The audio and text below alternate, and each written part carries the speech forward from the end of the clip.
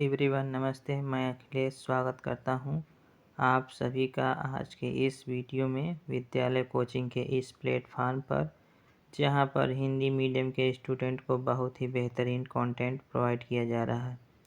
तो दोस्तों, इससे पहले हमने आपको केमिस्ट्री चैप्टर 3 तक कंप्लीट करवाया है। ये चैप्टर 3 का पार्ट 2 है। इसमें आपको numerical and multiple choice question complete कराया जाएगा। तो चलते हैं क्वेश्चन नंबर फर्स्ट पर। न्यूमेरिकल है, दिया गया है 3.4 ग्राम सिल्वर नाइट्रेट AgNO3 तथा 1.170 ग्राम सोडियम क्लोराइड NaCl को पृथक पृथक 100 ग्राम जल में घोलकर, यहाँ पर थोड़ा सा मिसप्रिंट है, यहाँ पर ये 100 ग्राम की जगह पर होना चाहिए 200 ग्राम, यहाँ पे रहेगा 200 ग्राम। 200 ग्राम जल में घोलकर दोनों को मिलाया गया, जिससे 2.870 ग्राम सिल्वर क्लोराइड AgCl तथा 1.70 ग्राम सोडियम नाइट्रेट NaNO3 प्राप्त होता है। इस प्रयोग से द्रव्यमान संरक्षण के नियम की पुष्टि कीजिए। देखिए, द्रव्यमान संरक्षण नियम कहता है द्रव्यमान को न तो उत्पन्न किया जा सकता है और न ही नष्ट किया जा सकता है, बल्कि एक रूप में दूसरे रूप में परिवर्तित किया जा सकता है। यही ऊर्जा का भी नियम है। देखिए, इस क्वेश्चन को हम सॉल्व करते हैं। अभिकारकों का कुल द्रव्यमान इक्वल टू होगा, अब क्रिया करने के बाद यानी कि उत्पाद का कुल द्रव्यमान के बराबर होना चाहिए। देखिए, यहाँ पर AgNO3 plus NaCl plus H2O। देखिए, AgNO3 दिया गया है, AgNO3 3.4 है और NaCl आपका दिया गया है 1.170 और यहाँ पर जल दिया गया है 200 ग्राम। जब हम इसको ऐड करेंगे, इन तीनों को जब हम ऐड करेंगे, देखिए तो यहाँ पर हमको मिल रहा है 204.570 ग्राम। ये तो हो गया हमारा अभिकारक का कुल द्रव्यमान।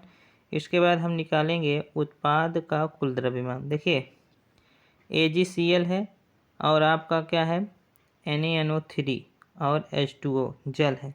AgCl का मान दिया गया है 2.870 ग्राम, NaCl का मान दिया गया है 1.70 और जल का मान दिया गया है 200 ग्राम। अब जब हम इसे ऐड करेंगे तो हमारा हो जाएगा 204.50 ग्राम। क्वेश्चन नंबर सेकंड पे चलते हैं। देखिए, दिया गया है 140 ग्राम सिल्वर नाइट्रेट सोडियम क्लोराइड के साथ अपक्रिया करके 143.5 ग्राम सिल्वर क्लोराइड तथा 55 ग्राम सोडियम नाइट्रेट देता है। सोडियम क्लोराइड का प्रयुक्त द्रव्यमान ज्ञात कीजिए। तो इसको हम सॉल्व करते हैं। देखिए, दी गई अपक्रिया हमारी क्या है? दी गई अपक्रिया में दिया है silver nitrate plus sodium chloride. जब ये रिएक्ट करेगा तो यहाँ से ये बनाएगा सिल्वर और ये क्या करेगा, क्लोराइड रिएक्शन करके दोनों आपस में क्रिया करके बनाएंगे सिल्वर क्लोराइड। और यहाँ से नाइट्रेट और ये सोडियम रिएक्ट करेंगे, क्रिया करेंगे तो क्या बनाएंगे, सोडियम नाइट्रेट। देखिए, सिल्वर नाइट्रेट का दिया गया है भार 140 ग्राम और सिल्वर क्लोराइड का दिया गया है 143.5 ग्राम। नाइट्रेट का भार दिया गया है 55 ग्राम। हमको निकालना है सोडियम क्लोराइड। देखिए, द्रव्यमान संरक्षण के नियमानुसार अभिकारक का कुल द्रव्यमान इक्वल टू उत्पाद का कुल द्रव्यमान के बराबर होता है। अब देखिए, यहाँ पर जो दिया गया था सिल्वर नाइट्रेट का द्रव्यमान और सोडियम क्लोराइड का द्रव्यमान इक्वल टू हो जाएगा सिल्वर क्लोराइड का द्रव्यमान प्लस सोडियम नाइट्रेट का द्रव्यमान। यहाँ पर देखिए, यहाँ पर ये सोडियम 140 प्लस सोडियम क्लोराइड का द्रव्यमान दिया गया है और ये सिल्वर क्लोराइड का द्रव्यमान और सोडियम नाइट्रेट के द्रव्यमान के बराबर हो जाएगा, जो दिया गया है 143.5 प्लस 55 ग्राम। इसको जब हम ऐड कर देंगे तो देखिए क्या हो जाएगा। जब ऐड करेंगे तो होगा 143.5 प्लस 55 और ये जो है हमारा 140 जो है ये इस तरफ आएगा तो माइनस हो जाएगा। तो इसमें जब हम माइनस करेंगे तो हमारा आंसर आएगा 58.5 ग्राम। तो देखिए ये 58.5 ग्राम यहाँ पे आ रहा है, ये आ जाएगा, यही हमारा आंसर हो जाएगा। चलते हैं next question, question number 3। Question number 3 में कह रहा है क्लोरीन के दो समस्थानिकों को।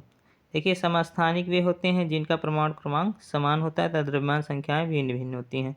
तो यहाँ पर देखिए क्लोरीन का यहाँ पर परमाणु द्रव्यमान दिया गया है 35 और यहाँ पर क्लोरीन का परमाणु द्रव्यमान है 37 की प्रकृति में प्रचुरता क्रमशः 75%, 25% है।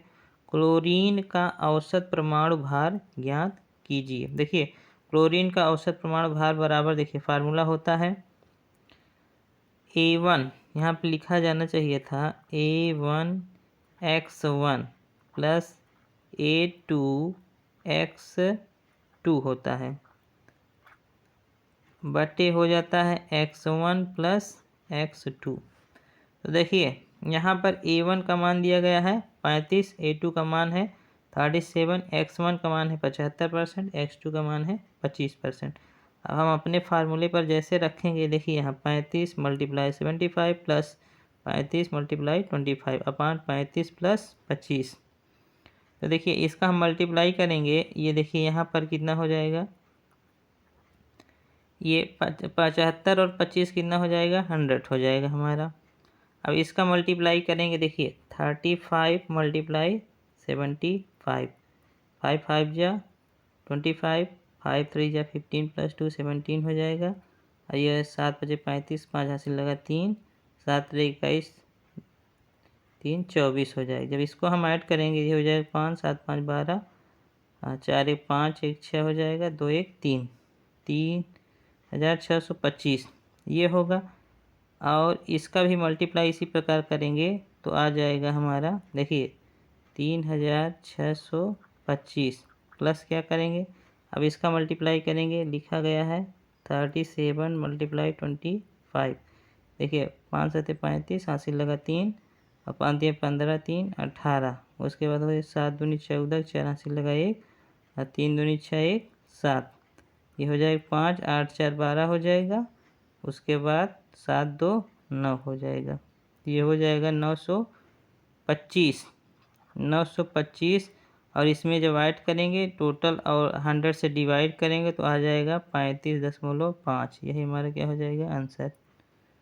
चलते हैं नेक्स्ट क्वेश्चन, क्वेश्चन नंबर 4 पर। देखिए यहाँ पर दिया गया है FeCl2 और हमारा क्या है, हमारा है FeCl3 में, FeCl3 में देखिए FeCl2 को बोला जाता है फेरस क्लोराइड और FeCl3 को बोलते हैं फेरिक क्लोराइड। में पूछ रहा है आयरन की संयोजकता बताइए। देखिए यौगिक का सूत्र लिखते समय विकर्ण नियम का पालन किया जाता है, अर्थात Fe की संयोजकता को Cl के नीचे तथा Cl की संयोजकता को Fe के नीचे लिखा जाता है। देखिए यहाँ पर देखिए यहाँ पर Fe और Cl, क्योंकि यहाँ पर Cl दिया था, ये लिखा गया था ऐसे FeCl2। तो क्लोरीन कितना था, 2 था, इसके नीचे हमने 2 लिख दिया। आयरन कितना था हमारा, 1 था। तो इसका हम क्रॉस मल्टीप्लाई करेंगे तो कितना हो जाएगी, यानी कि हमारी आयरन की जो हो जाएगी संयोजकता 2 हो जाएगी प्लस 2 और क्लोरीन की संयोजकता क्या हो जाएगी, -1 होती है। इसी प्रकार देखिए FeCl3 में, क्योंकि यहाँ पर क्लोरीन जो है FeCl3, यहाँ क्लोरीन कितना ली गया है, 3 है और यहाँ पर आयरन 1 है, तो हमारी आयरन की जो संयोजकता हो जाएगी +3 हो जाएगी और क्लोरीन की संयोजकता -1 होती है। अब चलते हैं क्वेश्चन नंबर नेक्स्ट 5 पर। दिया है निम्न पदार्थों के आणविक द्रव्यमान की गणना कीजिए। देखिए पहला दिया गया है अमोनिया, सेकंड वाला है हाइड्रोक्लोरिक अम्ल जिसे HCl बोला जाता है, फास्फोरस अणु है, हाइड्रोजन अणु है, ऑक्सीजन अणु है, सल्फर डाइऑक्साइड। देखिए पहला नंबर है अमोनिया का आणविक द्रव्यमान NH3। देखिए यहाँ पर जो N यानी कि ये सोडियम है, सोडियम सिंगल है, एक है, और इसका परमाणु द्रव्यमान होता है 14 यानी 14, और हाइड्रोजन 3 है तो यहाँ पर 3 लिया गया है, और इसका परमाणु द्रव्यमान यानी परमाणु भार 1 होता है। इसीलिए जब 14 में 1 का मल्टीप्लाई 14 बन जाए 14 हो जाएगा, 3 बन जाए 3, 14 में 3 ऐड करेंगे कितना हो जाएगा 70 म्यू हो जाएगा। आणविक द्रव्यमान को म्यू से प्रदर्शित किया जाता है। नेक्स्ट क्वेश्चन है, इसमें सेकंड पॉइंट है हाइड्रोक्लोरिक अम्ल HCl का आणविक द्रव्यमान। देखिए हाइड्रोजन यहाँ पर 1 है, क्लोरीन 1 है, तो इसलिए 1 × 1 हो जाएगा, और 1 अब ये क्लोरीन का परमाणु द्रव्यमान होता है 35.5, तो इसलिए 35.5 में जब हम 1 ऐड करेंगे तो हो जाएगा 36.5 म्यू। नेक्स्ट क्वेश्चन है, नेक्स्ट पॉइंट है 3, फास्फोरस अणु P4 का आणविक द्रव्यमान। देखिए फास्फोरस अणु P4 का, क्योंकि यहाँ पर फास्फोरस 4 है यानी कि 4 है, और इसका जो द्रव्यमान होता है वो होता है 31, तो 31 में 4 का मल्टीप्लाई करेंगे तो हो जाएगा 124 म्यू। फोर्थ पॉइंट है आपका हाइड्रोजन अणु H2 का आणविक द्रव्यमान। देखिए यहाँ पर हाइड्रोजन की संख्या कितनी है 2 है, तो 2 × 1 मल्टीप्लाई होगा तो 2 म्यू हो जाएगा। नेक्स्ट है ऑक्सीजन O2 का आणविक द्रव्यमान। देखिए ऑक्सीजन जो है संख्या 2 है यहाँ पर, और यहाँ पर इसका परमाणु द्रव्यमान जो होता है 16 होता है, तो 16 से जब 2 में मल्टीप्लाई करें आ जाएगा 32 म्यू। नेक्स्ट पूछ रहा है सल्फर डाइऑक्साइड SO2 का आणविक द्रव्यमान। देखिए सल्फर का द्रव्यमान संख्या होता है 32, और यहाँ पर ऑक्सीजन के 2 अणु हैं, तो यहाँ पर 2 × मल्टीप्लाई 16, क्योंकि ऑक्सीजन का द्रव्यमान संख्या 16 होता है। ये 16 में 2 का मल्टीप्लाई करेंगे तो 32 हो जाएगा, 32 + 32 करेंगे तो आ जाएगा हमारा 64 म्यू। नेक्स्ट क्वेश्चन नंबर 6 पे चलते हैं। एथेन जिसका फार्मूला होता है C2H6 के 3 मोलों में निम्नलिखित का परिकलन कीजिए। पहला है कार्बन परमाणुओं के मोलों की संख्या, और सेकंड है हाइड्रोजन परमाणुओं के मोलों की संख्या। तो देखिए मोलों की संख्या बराबर होता है हमारा, यहाँ पे पूछ रहा है 3 मोलों में, यहाँ पर मोलों की संख्या कितनी दिया गया है 3 दिया गया है। अब पूछा जा रहा है कार्बन परमाणुओं के मोलों की संख्या। तो देखिए ध्यान से देखिए, यहाँ पर कार्बन कितने हैं 2 हैं, 2 कार्बन है, तो कार्बन परमाणुओं की संख्या हो जाएगा 2 × 3, 2 × 3 करेंगे तो कितना हो जाएगा 6 मोल हो जाएगा। इसी प्रकार क्वेश्चन नंबर सेकंड में कह रहा है हाइड्रोजन, यहाँ पर H6 दिया गया है, तो हाइड्रोजन के मोलों की संख्या निकालना है, तो 6 × 3 करेंगे तो कितना हो जाएगा 3 6 जा 18, 18 हो जाएगा, यहाँ पर मोलों की संख्या 18 हो जाएगी। और थर्ड नंबर में दिया है एथेन के अणुओं की संख्या। तो देखिए पहला सॉल्व किया गया है 6 आया है, और दूसरा सॉल्व किया गया है 18 आया। थर्ड वाले में पूछ रहा है एथेन के अणुओं की संख्या।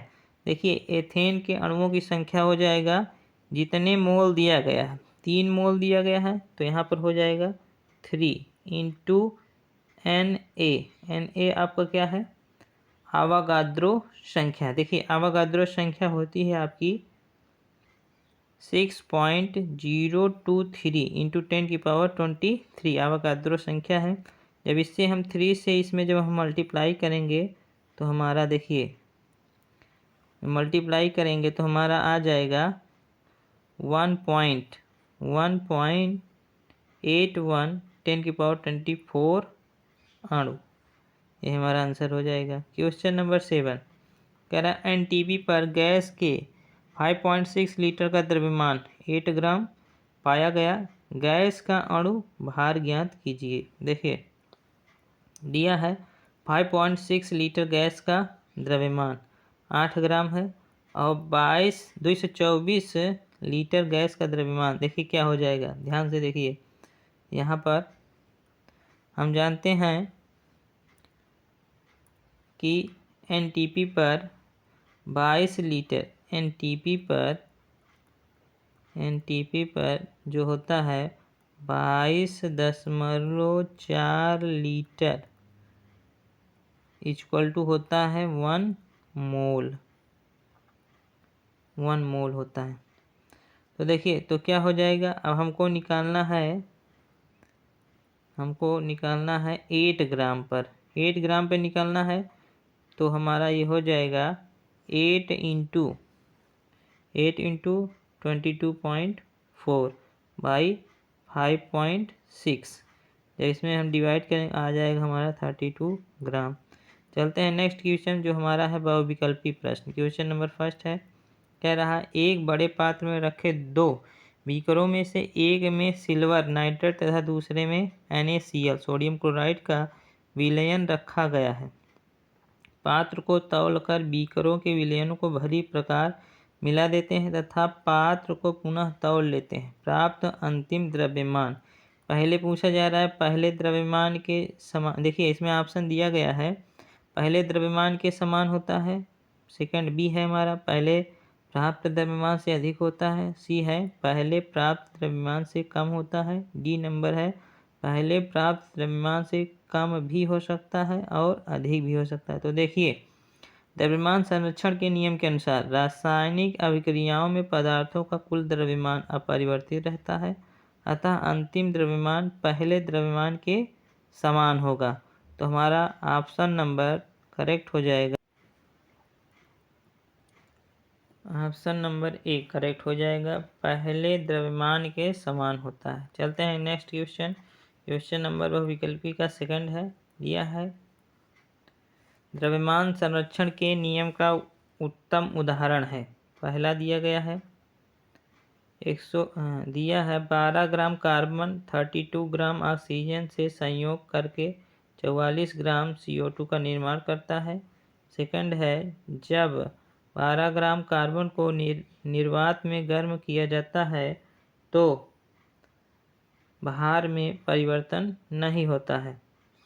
सी है स्थिर दाब पर वायु के नमूने को गर्म करने पर उसके आयतन में वृद्धि होती है जबकि भार अपरिवर्तित रहता है। डी है प्लेटिनम के टुकड़े को वायु की उपस्थिति में गर्म करने से पूर्व तथा पश्चात भार समान रहता है। तो देखिए जब कार्बन का ऑक्सीजन के साथ संयोग कराएंगे तो हमारा क्या बनेगा, CO2 बनेगा।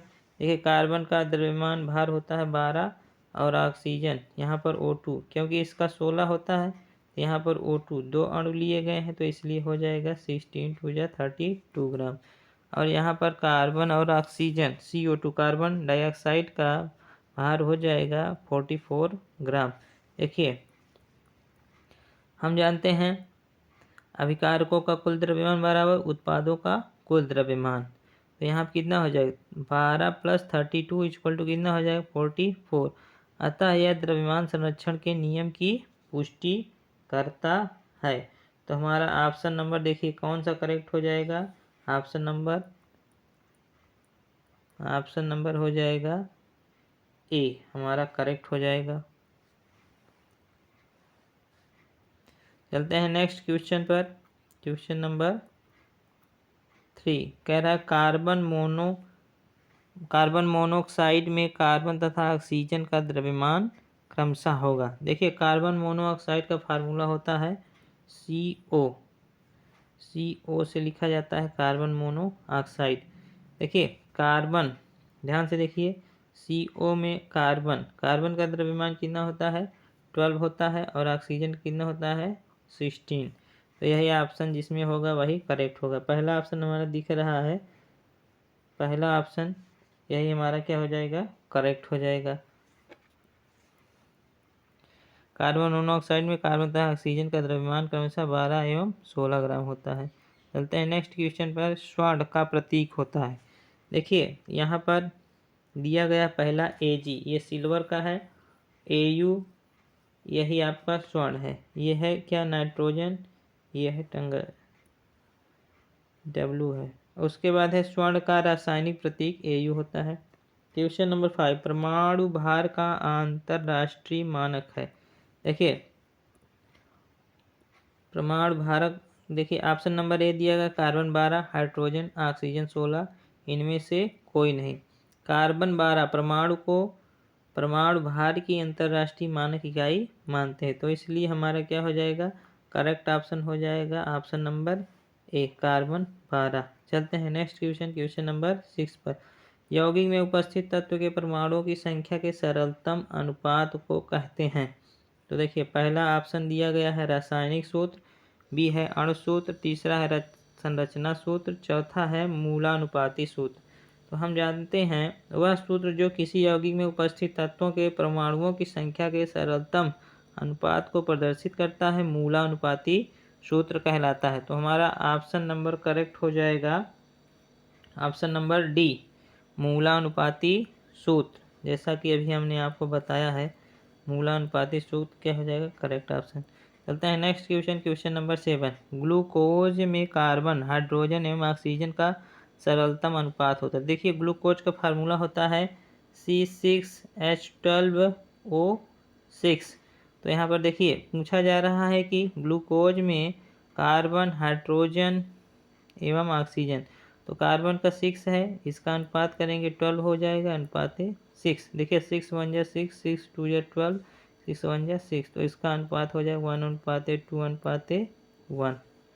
यही ऑप्शन करेक्ट होगा, यानी कि हमको करेक्ट लग रहा है correct number B Q, option number B. देखिए नेक्स्ट क्वेश्चन है, अमोनिया का रासायनिक सूत्र होता है। देखिए अमोनिया का रासायनिक सूत्र होता है NH3।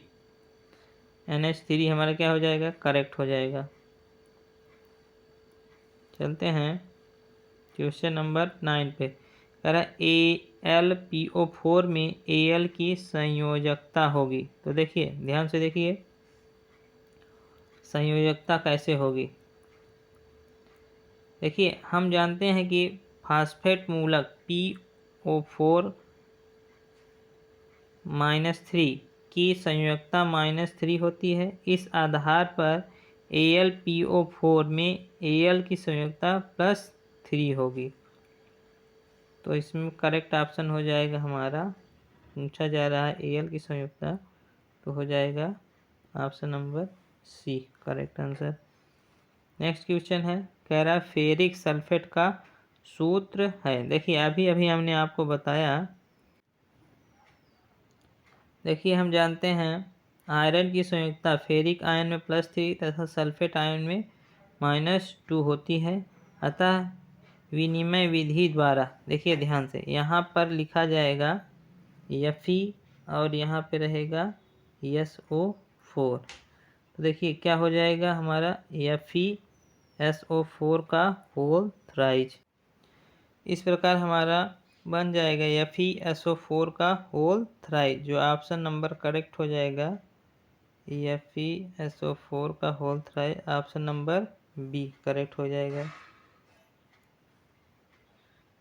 चलते हैं नेक्स्ट क्वेश्चन, क्वेश्चन नंबर 11 पर। ऑक्सीजन का अणु सूत्र है। देखिए ऑक्सीजन को O2 द्वारा प्रदर्शित किया जाता है, तो हमारा ऑप्शन नंबर करेक्ट हो जाएगा ए। नेक्स्ट क्वेश्चन पर चलते हैं, क्वेश्चन नंबर 12 पर। कह रहा एक धातु फास्फेट का सूत्र MPO4 है, इस धातु के नाइट्रेट का सूत्र होगा। देखिए option number A B C आपको दिया गया है और डी है। तो यहाँ पर चूंकि फास्फेट मूलक की संयोजकता होती है -3 होती है, अतः धातु यम की संयोजकता क्या हो जाएगी, +3, क्योंकि हम जानते हैं फास्फेट मूलक की संयोजकता -3 होती है। और नाइट्रेट मूलक में NO3- की संयोजकता होती है -1, अतः विनिमय विधि द्वारा देखिए इसके ऊपर लिखा जाएगा -1 और यहाँ पर रहेगा +3। तो यहाँ क्या करेंगे, क्रॉस मल्टीप्लाई करेंगे तो हमारा बन जाएगी यम ब्रैकेट में NO3 का होल थ्राइज। तो यही क्या हो जाएगा, हमारा ऑप्शन करेक्ट हो जाएगा MnO3 का whole thrice. Option number C हमारा करेक्ट हो जाएगा Mn3 का होल थ्राइज। चलते हैं नेक्स्ट क्वेश्चन, क्वेश्चन नंबर 13 पे। कह रहा है CO3 डबल माइनस यानी कि संयोजकता हो जाएगी। देखिए यहाँ पर दिया गया है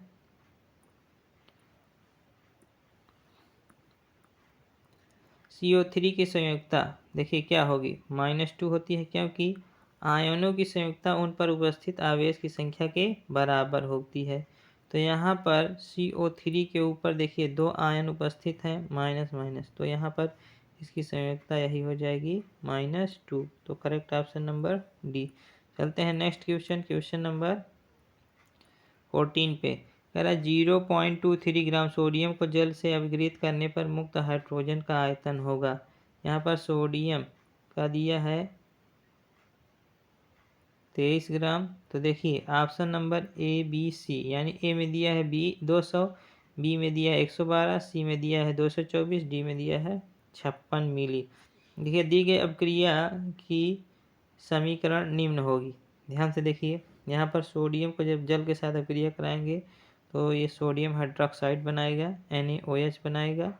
उसके बाद देखिए यहाँ पर इसका दिया गया था 23 ग्राम, तो 23 का जब 2 से मल्टीप्लाई करें कितना हो जाएगा, 23 दूना 46 ग्राम। और यहाँ पर 1 मोल में होता है,